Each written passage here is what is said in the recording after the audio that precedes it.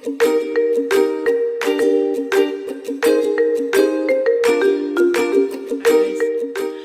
right, so I decided to do this in a separate video because it is a little bit different topic-wise, but let's talk about New Zealand.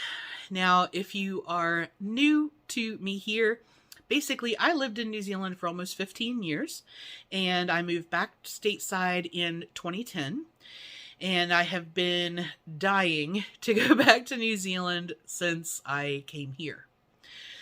I had originally planned that if I were able to repair my health enough, that in May of 2023, so in this year, the plan was that I was going to go to New Zealand for 6 months from May to October.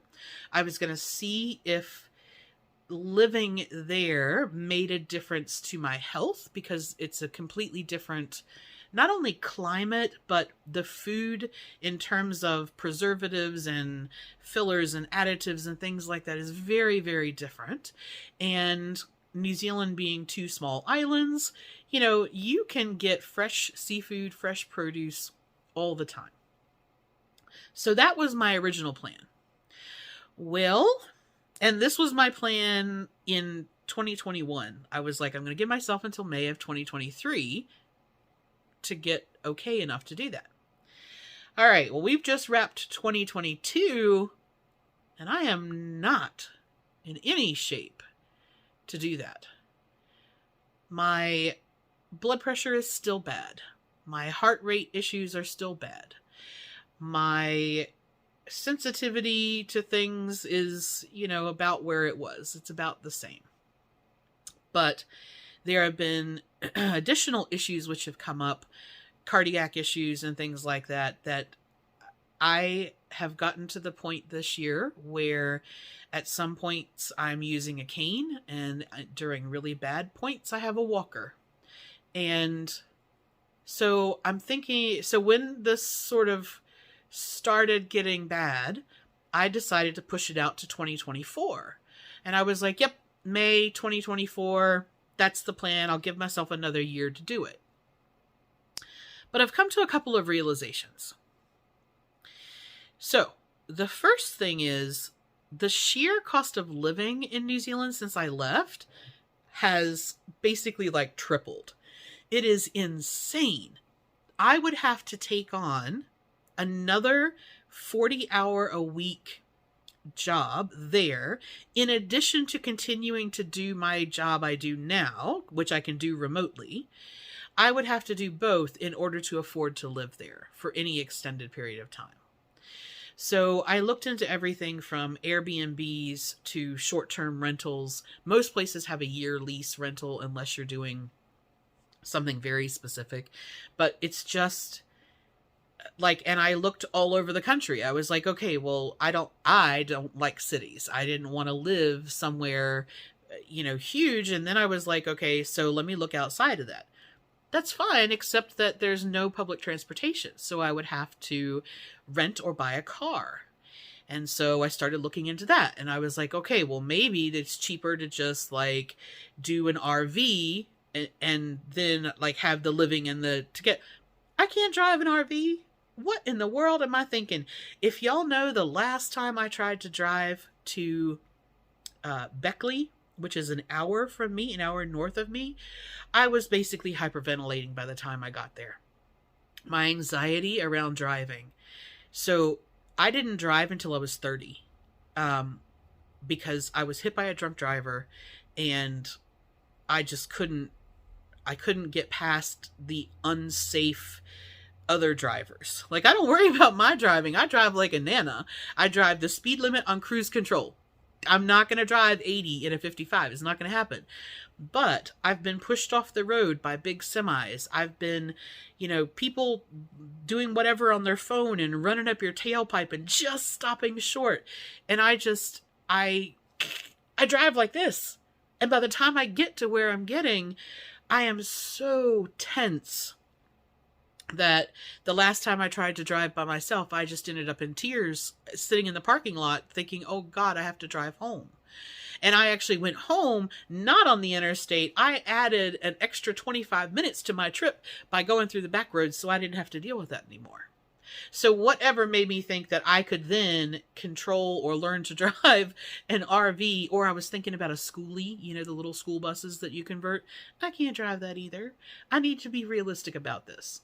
And so I was like, okay, so I'd have to rent a place, and then I'd have to rent or buy a car, but then I'd have to have insurance. And in New Zealand, insurance is very different.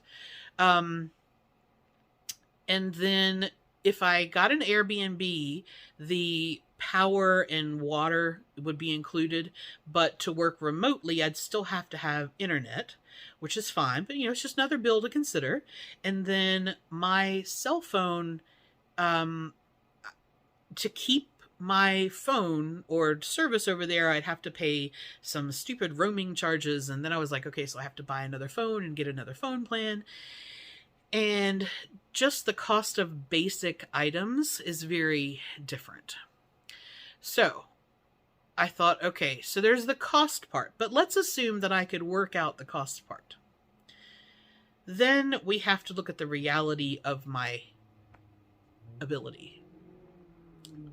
The whole exciting part about going back to New Zealand is to be able to see the things and do the things. And, you know, I want to hike the Milford Sound. I want to do the glacier trekking. I want to do kayaking. I want to do all of these things.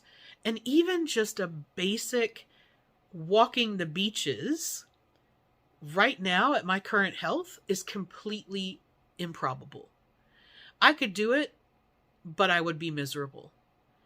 And in all honesty, my blood pressure stays between 180 to 200 over like 108 to 120. You know, I am at stroke level almost all the time. And if I push too much, well, I live by myself. If I push too much when I'm here, somebody wouldn't find me for ages, you know. But anyway, but I can't be active and do the things that I want and see the things that I want if my health hadn't improved.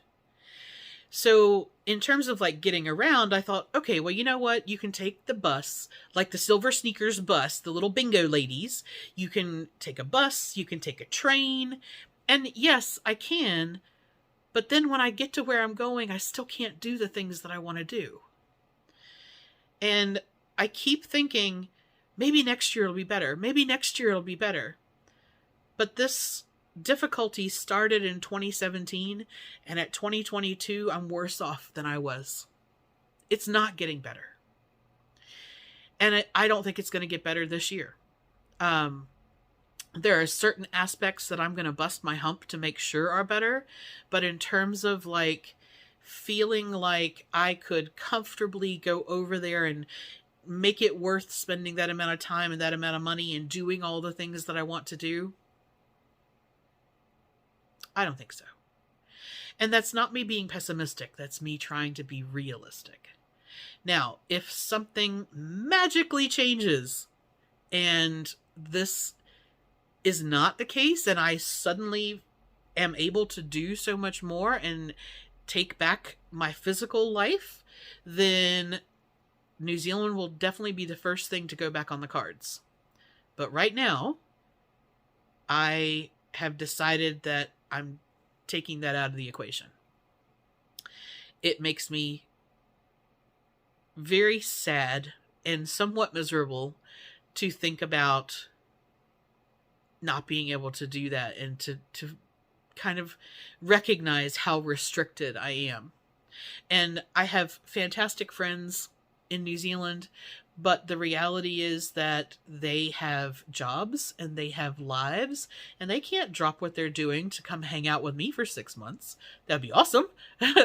But, you know, my best friend in New Zealand, she would only be really available during when the school term is like on break, and I don't want to travel when all the kids and their families are traveling. I don't want to, like, that's why I'm going May to October, because that is their cooler months, their sort of late fall, early winter, and I don't want to deal with all of the traffic and crowds and, and really, okay, and honestly, the kids, I don't want to deal with that either. So, but that's the only time that she would be available to really do anything or go somewhere for more days in a row with me, is when that is happening. So, yeah, I just have to suck it up and understand that it's not going to happen right now. And so I'm a little bit lost. I don't have a big reach for the stars goal now. Do I want to feel better health wise? Absolutely. Do I want to lose this weight? Good God, yes. But if I'm not able to fix my health, I don't know what my reward for that at the end will be, because I don't want to go to New Zealand as broken as I am now. So, okay.